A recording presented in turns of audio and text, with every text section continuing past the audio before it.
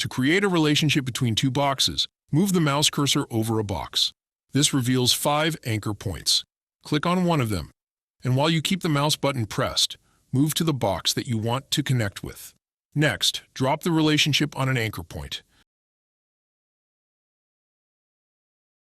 There's a difference between the anchor points on the sides of a box and the anchor point in the middle of the box. You select the anchor point in the middle, then the software will select the most appropriate anchor point to connect with.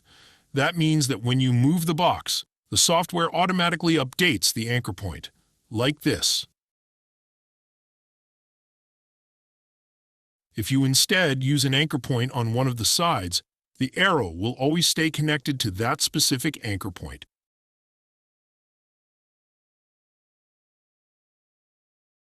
We saw how to create a new relationship by picking up an anchor point.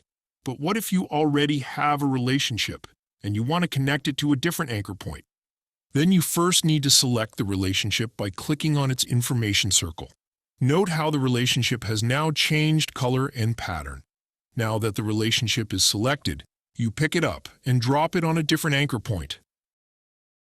Also note the availability of additional anchor points as you hover over the main ones. Lastly, note that also groups have anchor points you can connect with. The software decided on a path for the relationship, but if you wanted to overrule that, you can do so like this. To move back to a software-calculated path, you can reset it here.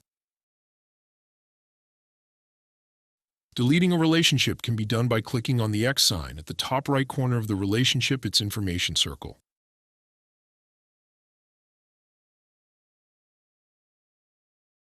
Relationship has an information circle associated with it.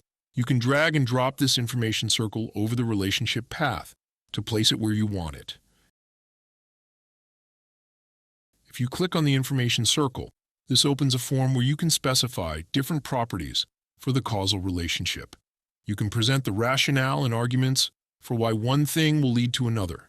You can specify different properties about causality. In filter mode, these properties are visualized with colors, patterns, and thickness of lines. And lastly, there are the strategy narratives, which are discussed in a separate tutorial.